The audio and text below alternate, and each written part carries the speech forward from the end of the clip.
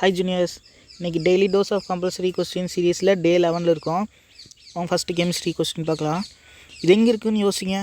எங்கே இருக்குன்னா 11th சாப்டரில் ப்ரிப்ரேஷன் ஆஃப் ஈத்தர்ஸ்ன்னு சொல்லி ஒரு மூணு ஈக்குவேஷன்ஸ் மட்டும் இருக்கும்.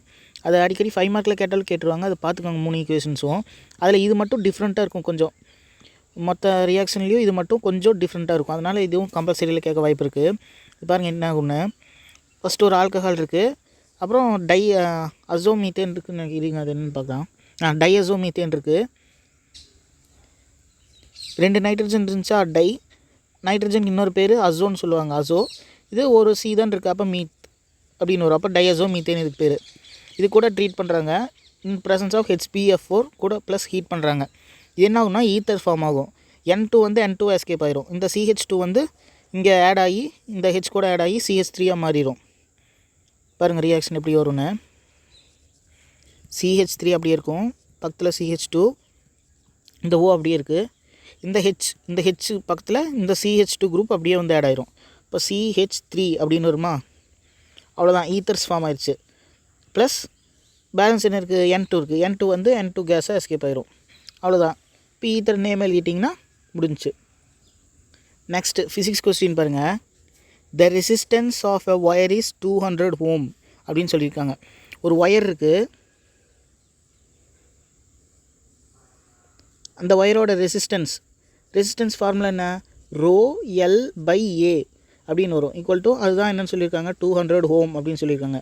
இந்த ரோங்கிறது வந்து ரெசிஸ்டிவிட்டின்னு சொல்லுவாங்க, எல்ங்கிறது லென்த்து, ஏ ஃபார் ஏரியா. ஓகேங்களா, அதுதான் 200 ohm சொல்லியிருக்காங்க இந்த ஒயரை. இப்போது what will be the new resistance, புதுசாக ஒரு ரெசிஸ்டன்ஸ் என்னென்னு கேட்குறாங்க. ஏன்னா stretched uniformly 8 times of its original length. இதனோட ஒரிஜினல் லென்த்து ஒரு லென்த் இருக்குது, அதை வந்து ஸ்ட்ரெச் பண்ணுறாங்க. எவ்வளோ டைம்ஸு, 8 times. யூனிஃபார்ம்லினா ஈக்குவலாக எல்லா பக்கமும் ஒரே அளவு ஸ்ப்ரெட் ஆகிற மாதிரி ஸ்ட்ரெச் பண்ணுறாங்க. அப்போ ஸ்ட்ரெச் பண்ணதுக்கப்புறம் பாருங்கள் 8 times ஸ்ட்ரெச் பண்ணுறாங்க ஒரிஜினல் லென்த்து விட. இப்போ ஒரு 8 timesனால் இவ்வளோ பேர் வச்சுக்கலாம் நம்ம. இப்போது என்ன ஆகுனா, நீங்கள் ரப்பர் பேண்ட் ஒன்று எடுத்து வச்சு பாருங்கள். ஃபஸ்ட்டு ரப்பர் பேண்ட் இப்படி இருக்கும் திக்னஸ்ஸு.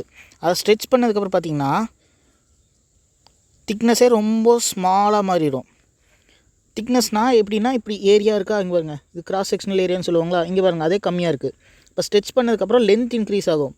லென்த் வந்து முதல்ல இருந்ததை விட 8 times இன்க்ரீஸ் ஆகும். ஓகேங்களா, இதுதான் லென்த்து. ஃபஸ்ட்டு இருக்கிறது லென்த்து, அதை விட 8 times இன்க்ரீஸ் ஆகும். ஓகேங்களா, ஏன்னா இழுக்கிறாங்க, ஸ்ட்ரெச் பண்ணியிருக்காங்களா, லென்த், நியூ லென்த் வந்து 8 times இன்க்ரீஸ் ஆகும்.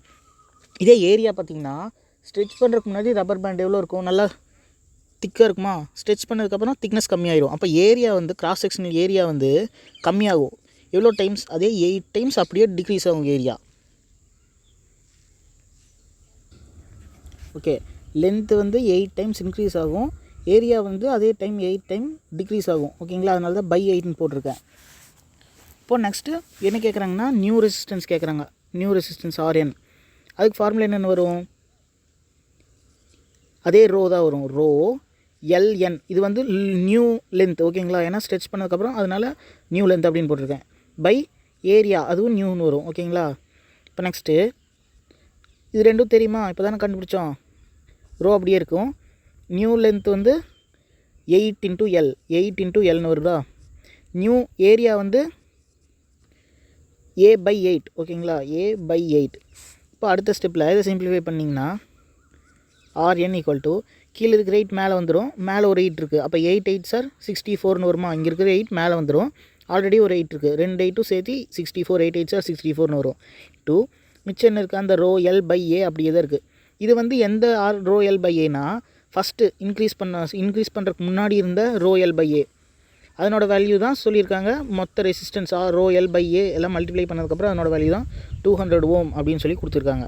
இப்போ அப்படியே சப்ஸ்டியூட் பண்ணோம்னா வேலை முடிஞ்சிச்சு. 64 × 200 அப்படின்னு வரும்.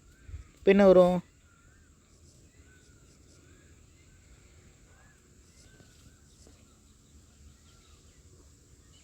இதை மல்டிப்ளை பண்ணதுக்கப்புறம் என்ன வரும்,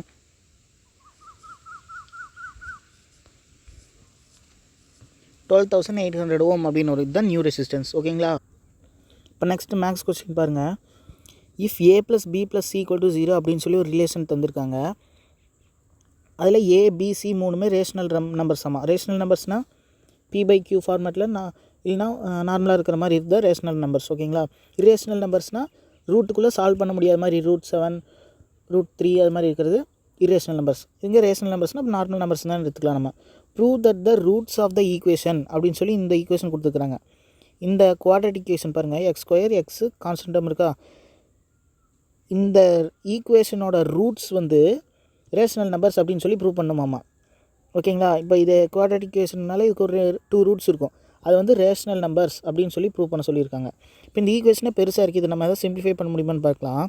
பார்த்தீங்களா, a + b + c = 0ன்னு ஒரு ரிலேஷன் கொடுத்துருக்காங்க. இங்கே a + b + c வச்சு தான் ஃபார்ம் பண்ணியிருக்கிறாங்க ஈக்குவேஷன். இப்போ இதை வச்சு நம்ம சிம்பிளிஃபை பண்ணிக்கலாம். a + b + c = 0 அப்படின்னா நம்ம இந்த எல்லா ஈக்குவேஷன்லையும் ஏதாச்சும் ஒரு லெட்டருக்கு சப்ஸ்டியூஷன் பண்ணிட்டோம்னா ஈக்குவேஷன் சிறுசாயிடும். இப்போ நம்ம ஏக்கு மட்டும் சப்ஸ்டியூட் பண்ணுற மாதிரி பார்த்துக்கலாம். இப்போ a = மற்ற ரெண்டும் இந்த சைடு கொண்டுனா -b - c வருமா. இப்போ இதை கொண்டு போய் ஈக்குவேஷனில் சப்ஸ்டியூட் பண்ணுறோம். சப்ஸ்டியூஷன் கிவன் ஈக்குவேஷன் அப்படின்னு எழுதிக்கலாம். இப்போ அதில் சப்ஸ்டியூட் பண்ணுங்கள். b + c -a இருக்கா, -aக்கு பதிலாக சப்ஸ்டியூட் பண்ணிங்கன்னா +b + c வரும்.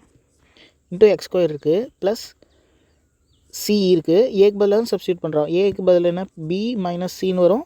அப்புறம் அதில் ஒரு -b இருக்காது x ப்ளஸ் ஏக்கு பதில் தானே a வந்து -b - c அப்புறம் +b - c = 0. இதை சிம்பிளிஃபை பண்ணிக்கலாம். இங்கே என்ன இருக்குது, 2b + 2c இருக்கா, 2b + 2c x² ப்ளஸ் இங்கே என்ன இருக்குது, +c - c கேன்சல் ஆனதுக்கப்புறம் -2b xன்னு வரும். இங்கே என்ன இருக்குது, -b + b கேன்சல் ஆனதுக்கப்புறம் -2c இருக்குது = 0. இப்போ எல்லா ஈக்குவேஷனை டிவைட் பை 2 பண்ணியிருக்கலாம். டிவைட் பை 2 பண்ணிட்டோம்னா எல்லாத்துலேருந்தும் 2 போயிடும். b + c × x² plus -b × x plus -c -c = 0 அப்படின்னு வரும். இப்போது நம்ம ரூட்ஸ் ஆர் ரேஷ்னல் அப்படின்னு ப்ரூவ் பண்ணோம்னா நம்மளுக்கு 10th படிச்சிருப்போம் தெரியுமா, b² - 4ac அப்படின்னா டெல்டா வேல்யூ அப்படின்னு சொல்லுவோம். அதை வச்சு நம்ம சொல்லிடலாம் ரூட்ஸ் ஆர் நாட் ஈக்குவல் அதெல்லாம் ப்ரூவ் பண்ணுவோமா. இப்போ அந்த b² - 4ac கண்டுபிடிக்கலாம். ஓகேங்களா. இப்போ ஏன்னா குவாட்ரேட்டிக் ஃபார்முலா தெரியுமா, x = -b ± √b² - 4ac/2a அப்படின்னு வரும். இப்போ இதுதான் ரூட்ஸ் தானே, எக்ஸ்னால் ரூட்ஸ் வேல்யூ தானே, அதை தான் கண்டுபிடிப்போம். இப்போது நம்ம இதை மட்டும் கண்டுபிடிக்கிறோம். ஏன் இதை மட்டும் கண்டுபிடிக்கிறோம்னா இது வந்து நார்மலாக சால்வ் பண்ணுற மாதிரி வந்துருச்சுன்னா, அதாவது ஸ்கொயருக்குள் இல்லாமல் நார்மல் ரேஷ்னல் நம்பர்ஸாக வந்துருச்சுன்னா ரூட்ஸ் தானே இது, ரூட்ஸ் ரேஷ்னல் நம்பராக தான் இருக்கும் அப்படின்னு சொல்லிடலாம். இதுவே இந்த b² - 4ac வேல்யூ சால்வ் பண்ண முடியாமல் ரூட்டுக்குள்ளே வந்துருச்சுன்னா இது வந்து ரேஷ்னல் நம்பராக வராது ஃபைனல் ரூட்ஸ். அதனால் இதை மட்டும் கண்டுபிடிச்சி நமக்கு சொல்லிடலாம். ஓகேங்களா. ஃபுல் ரூட்ஸ் கண்டுபிடிக்கணுங்கிற அவசியம் கிடையாது. இப்போ நம்ம கண்டுபிடிக்க போகிறது b² - 4ac தான் கண்டுபிடிக்கிறோம். இப்போ இது ஏவா, இது பியா, இது சி. இப்போ b² - 4ac, b²னா -b² வரும், -4 a வந்து b + c இருக்கா, c வந்து -ca தான். இப்போ நெக்ஸ்ட் ஸ்டெப்பில் b² வந்துடும், மைனஸ் இதாயிரும், ஸ்கொயர் ஆயிரும், இந்த மைனஸ் சேர்ந்து ப்ளஸ் ஆயிரும். 4 இங்கே என்ன இருக்குது, b இருக்கா. சரி, ஃபஸ்ட்டு இதை மட்டும் மல்டிப்ளை பண்ணிக்கலாம். என்னென்னு வரும், bc + c² அப்படின்னு வரும். இந்த மைனஸ் தான் போயிடுச்சு, இங்கே முன்னாடி கொடுத்துட்டோம். இப்போ b² + 4 உள்ள மல்டிப்ளை பண்ணிங்கன்னா 4bc + c² அப்படின்னு வரும். இப்போ அடுத்த ஸ்டெப்பில் இது எப்படி எழுதலான்னு பாருங்கள். a + b² ஃபார்முலாவில் இருக்கா, ஆனால் இங்கே என்ன இருக்குது, b + c இருக்குது. சரி, இங்கே 4 இருக்கா, 4c² வரும். பாருங்கள், b + 2c² அப்படின்னு வரும். ஓகேங்களா. இப்போ பாருங்கள், இதை எக்ஸ்பேண்ட் பண்ணால் இதே தான் மறுபடியும் வரும். b² + 4c² + 4bc அப்படின்னு வருமா. இதை எக்ஸ்பேண்ட் பண்ணால் இப்போ பிரச்சனை இல்லை, நம்ம இதே தான் எழுதியிருக்கோம். இப்போது இது வந்து என்னவா வந்திருக்கு, b² - 4ac ஸ்கொயருக்குள்ளே வந்திருக்கா, ஸ்கொயர்னு சொல்லி வந்திருக்கா. இப்போ பாருங்கள், இது அந்த குவாட்ரேட்டிக் ஃபார்முலாவில் சப்ஸ்டியூட் பண்ணும்போது எப்படி வரும் பாருங்கள், -b ± √b² - 4ac/2a அப்படின்னு வருமா. இப்போ நம்ம இந்த b² - 4ac தான் கண்டுபிடிச்சிருக்கோம், அதை வந்து அதுக்குள்ளே போடுங்க. சும்மா போட்டு பாருங்கள், இது ஒரு வேல்யூ. b + 2c² இருக்கா, b + 2c² அப்படின்னு இருக்கா. இப்போ என்ன ஆகும், இந்த ஸ்கொயரும் கேன்சல் ஆகிரும். ஸ்கொயரும் இந்த ரூட்டும் கேன்சல் ஆகிரும். அப்போ பார்த்தீங்களா, ரூட் வரலையா. அப்போ இது ஃபைனல் ஆன்சர் ரேஷனல் நம்பராக தானே வருது. ஃபைனல் ஆன்சர்னால் என்னது, ரூட்ஸ். ரூட்ஸ் தானே கண்டுபிடிச்சி சொல்லியிருக்காங்க. ரூட்ஸ் ஆஃப் த ஈக்குவேஷன் தான் ரேஷனல் நம்பர்ஸ் அப்படின்னு ப்ரூவ் பண்ண சொல்லியிருக்காங்க. அவ்வளோதான், ப்ரூவ் பண்ணிட்டோம். ஹென்ஸ் ப்ரூவ்ட் அப்படின்னு சொல்லி எழுதிக்கோங்க.